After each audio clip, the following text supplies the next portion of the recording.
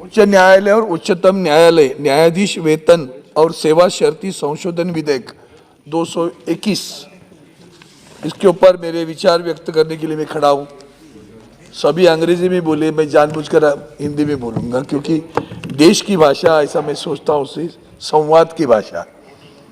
क्योंकि मेरा गरीब आदमी जब कोर्ट में जाता है तो उसे उस राज्य में अपनी भाषा में कोर्ट में बोलना पड़ता है।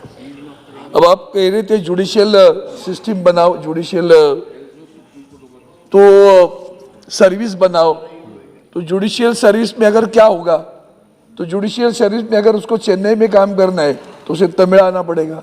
यहाँ से पढ़ के यहाँ से सिलेक्ट होकर जाएगा, वहाँ तमिल नहीं आएगा, क्या करेगा? तो ये भी तो सोचना पड़ेगा। तो ये इतनी सोच दे रहा हूँ, बाकी कुछ नहीं बोल रहा हूँ। तो बस सर, मैं पेंशन की बात आई है, मैं स्वागत करता हूँ। कभी कभी मुझे 2-3 विषय है, डिफेंस, हमारे टीचर्स, प्रोफेसर्स और हमारी जुडिशरी, इनके वेतन, सेवा शर्तियाँ और पेंशन, इस मामले में जितना जल्द हो सके उतना जल्द निर्णय लेना चाहिए। टीचर अगर दुखी है तो नई पीढ़ी नहीं बनेगी।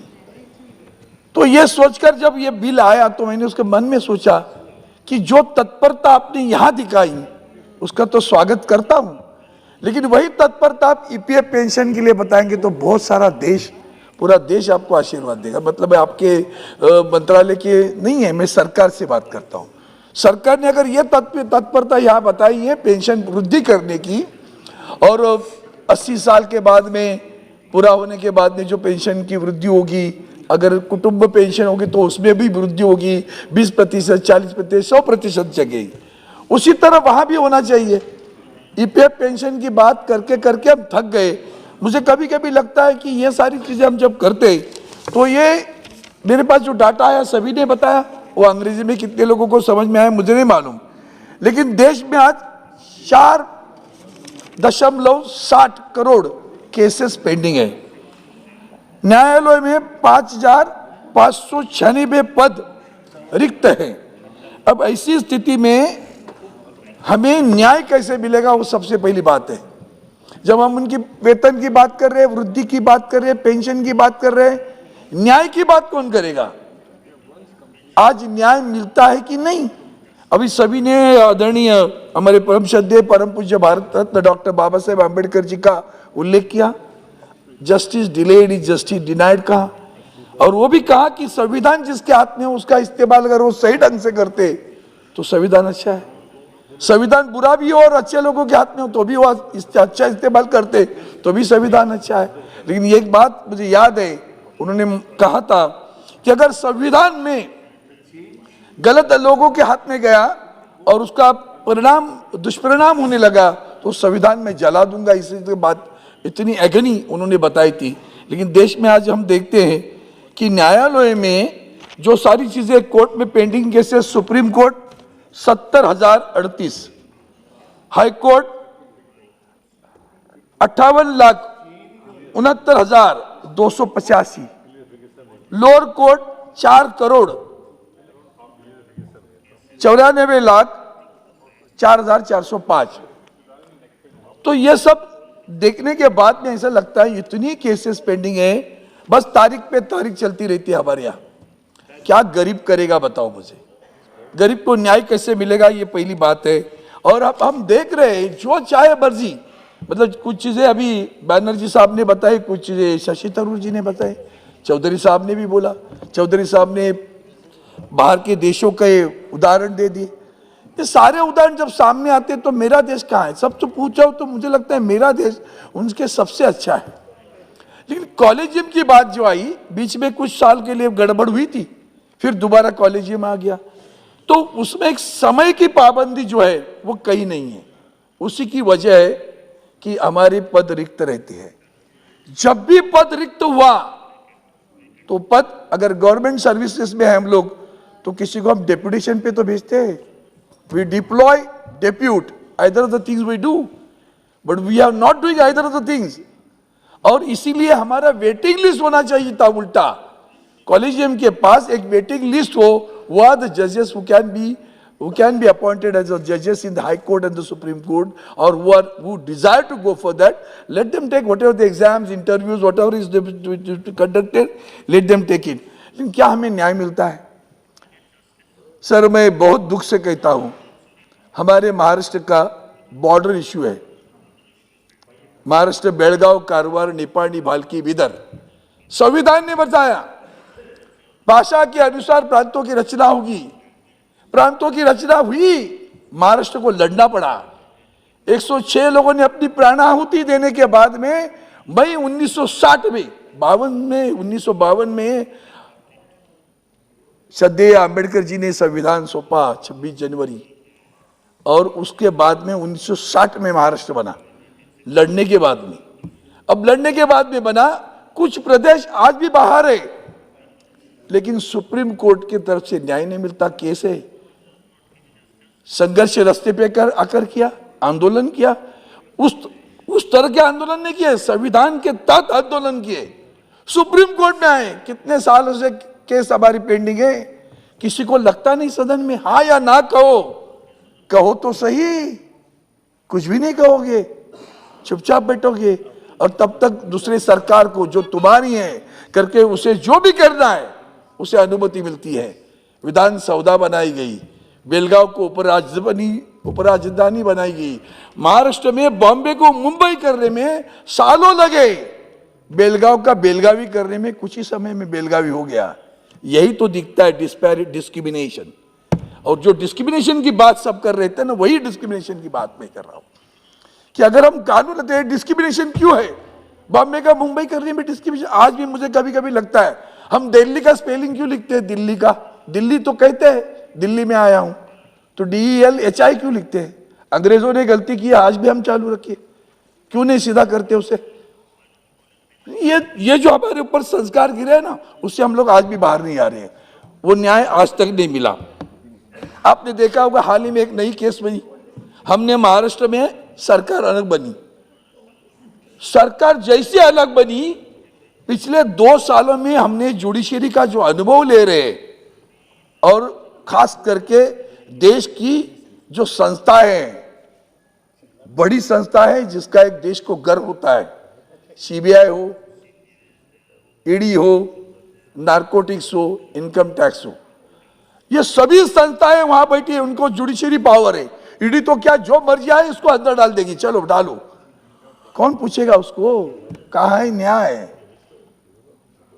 उसका न्याय किधर है? 70 दिन, 40 दिन अंदर रखने के बाद, कोर्ट में आने के बाद कहता है कोर्ट इस केस में तो कुछ दम नहीं था, तो 35 दिन अंदर क्यों रखा, 40 दिन अंदर क्यों रखा? तो उसके ऊपर क्या कार्रवाई होने वाली है जिसने उसे अंदर रखा? जब तुम्हारे पास कोई प्रूफ नहीं था फिर भी उसको अंदर रखा। ये जो विंडिक्टिवनेस चल रहा है ना, उससे विश्वास उड़ जाता है जुडिशरी पर। और सबसे बड़ी गंभीरता मेरे लिए बात है, इस देश में जिस दिन जुडिशरी पर विश्वास उड़ेगा तो देश की जनतंत्र को, लोकतंत्र को ठेस पहुंचने वाली है। हम कहते हैं parliament, executive, and then we say judiciary, fourth is the media. ये 4 स्तंभ है जनतंत्र के। आज आप विश्वास से कहो, ये 4 स्तंभ ताकत से खड़े हैं, या पार्लियामेंट ताकत से खड़ी है, जुडिशरी एग्जीक्यूटिव खड़े हैं। His master's voice are there in executives. His master's voice are there in judiciary too. That is what is really offending. बहुत लोगों को डर लग रहा है। अपॉइंटमेंट किसकी होती है? आप अगर चर्चा करो किसी में तो कहेंगे भाई ये इनके एफिलिएटेड लोग हैं। किसी भी क्षेत्र में जाइए आप, हर एक जगह जो चेयरमैन है बोर्ड के हो या किसी भी, तो आपको लगेगा they are affiliated to some thinking, किसी थॉट से जुड़े हुए लोग हैं, वही अपॉइंट हो रहे, बाकी लोग अपॉइंट नहीं होते। ये लोगों के मन में शंका आना भी सरकार के लिए अच्छा नहीं है। सबका साथ, सबका विकास, सबका विश्वास, अंडरलाइन दिस वर्ड, सबका विश्वास। Are we getting that? तो यही नहीं हो रहा है सर। इसलिए मैं कहता हूं कि जैसे हमारे मुंबई में एक पुलिस आयुक्त गायब हुआ, commissioner of the police is absconding. अब ये कितनी बड़ी गंभीर बात है कि वही गायब है, वो उसी ने इल्जाम लगाए, वो खुद गायब। फिर जाकर आखिर खड़प को सुप्रीम कोर्ट में हाजिर हो गया, और सुप्रीम कोर्ट में हाजिर होने के बाद में सुप्रीम कोर्ट कहता है don't arrest him, he is above the law, he is above the law, don't arrest him. Judgment of the supreme Court, directives of the supreme Court. Again the date has been enhanced. वो जानते हैं कि ये गड़बड़ी में आया है, उसको पकड़ेंगे। फिर सुप्रीम कोर्ट कहता है 11 जनवरी तक अरेस्ट मत करो। कौन है भैया? Who is guiding supreme court? Is it a independent one? And there lies the discrimination and doubt about the functioning of the Supreme Court or the courts in the country.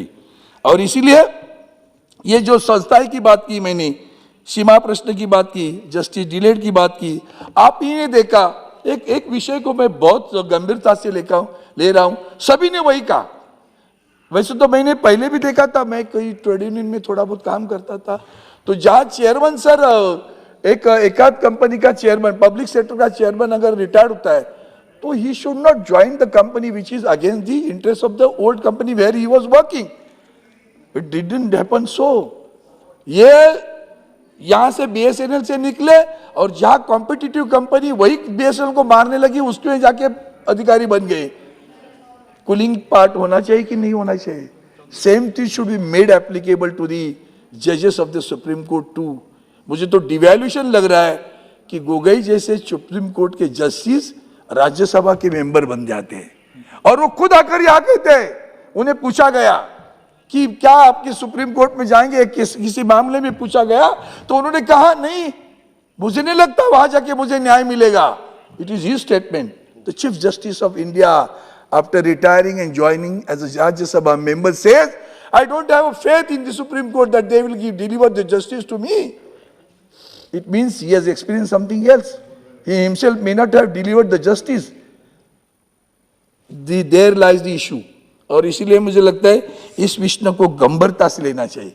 आप देखिए election commission अभी जो मर्जी आए, यहाँ तो empirical data की बात हो रही थी, आज भी कल भी सुप्रीम कोर्ट ने दे दिया वो डाटा लेके, और तब तक दोबारा ओबीसी का रिजर्वेशन होगा। यहाँ से एम्पिरिकल डाटा नहीं, वहां से भी एम्पिरिकल डाटा नहीं। अब इलेक्शन कमीशन के पास आप देखिए, निशिकांत जी आप हो, जब हम विपक्ष में थे तभी भी हमने अनुभव किया, आज भी अनुभव कर रहे। चेयरमैन सर, कितनी केसेस इलेक्शन की कोर्ट में जाती हैं और झूठे जात का प्रमाण पत्र, झूठे मतलब हिसाब ज्यादा हुआ, खर्चा ज्यादा किया, excessive expenditure, it is been said by the officer itself, returning officer is saying this man is Arvind Sawant has crossed the limit of the expenditure and he should be expelled. आप believe नहीं करके उसने कहने के बाद में भी election commission निर्णय ले लेता। जात का झूठा पत्र देने के बाद में भी सारे दावे सुप्रीम कोर्ट में आते हैं, और फिर सुप्रीम कोर्ट तारीख पे तारीख 5 बरस तुम निकल जाओ, 6 बरस अगर ऊपर होगा तो 6 बरस निकल जाओ, तुम्हें कोई हटाएगा नहीं। कहां है जस्टिस? कहां है जस्टिस? और इसलिए मैं कहता हूं आपने ये लाया ना, तो मेरा इसी पे मुद्दे है, न्याय मिलना चाहिए। हमारे महाराष्ट्र में राम शास्त्री प्रभुणे, छत्रपति शिवाजी महाराज के समय में की याद आती है, राम शास्त्री प्रभुणे के नाम लिया जाता है। हमारे महाराष्ट्र में क्या हुआ? विधान परिषद है साहब, चेयरमैन सर, और सरकार को अधिकार है, जैसे यहां भी राज्यसभा में 10-12 सदस्यों की नियुक्ति होती है, तो कौन करता है? राज्य की, केंद्र की सरकार सिफारिश करती है, महामहिम राष्ट्रपति जी दस्तखत करते, पास करते। समय की पाबंदी है, कितने दिन में करना, कितने महीनों में करना, कितने सालों में करना। हमारे महाराष्ट्र में 12 राज्यपाल नियुक्त सदस्यों की सिफारिश राज्य की सरकार ने पिछले 8-10 महीने से पहले कर दी। करीबन वर्ष होने को आया है, आज तक अपॉइंटमेंट नहीं हो रही। सर, क्या ये संविधान का अपमान नहीं है? क्या ये संविधान का अपमान नहीं है? मैं खत्म करता हूं सभी मुद्दे, और इसलिए मेरी आपसे विनती है कि ये जो अभी आप देखिए पेंडिंग केसेस में ऐसे आंकड़े दे दिए, बहुत लोगों ने आंकड़े किए, मैंने उस इसलिए मैंने वो कट कर दिया। मेरा लेबर कोर्ट में जाके कभी देखा है? लेबर कोर्ट का कानून, अभी आप कहेंगे राज्य की बात है, बरोबर है, राज्य की बात कुछ है कोर्ट में, हाई कोर्ट के नीचे वाली सारे राज्य की बात है। लेकिन अगर राज्य की सरकार अगर उसे नियुक्त नहीं करती तो केंद्र की सरकार की जिम्मेवारी नहीं बनती। सबका साथ, सबका विश्वास, उनको न्याय देना है, न्याय नहीं मिल रहा है, जज ही नहीं है कोर्ट में। यहां भी तो 403 कम है सुप्रीम कोर्ट में। तो मेरी आपसे प्रार्थना है, इस बिल को तो सपोर्ट करता हूं, लेकिन यही संवेदना ईपीएफ पेंशन के लिए जताओ, क्योंकि आगे चलकर अभी जो नए रिक्रूट होंगे यहां भी पार्लियामेंट में 2004 साल के बाद भी जो रिक्रूट होने वाले सरकार में, उन्हें गवर्नमेंट पेंशन नहीं है। अरविंद सावंत जी, वहां भी सुप्रीम कोर्ट ने निर्णय दे दिया सर, एक सेकंड सर, सुप्रीम कोर्ट ने निर्णय दे दिया, उसका अमल आज भी नहीं हो रहा है। काहे की बात आती है। इसलिए मैं इस बिल को सपोर्ट तो करता हूं, पर कहता हूं यही संवेदना हर जगह आप दिखाएंगे तो बहुत अच्छा होगा, सरकार के लिए भी, जनता के लिए। धन्यवाद सर। Thank you.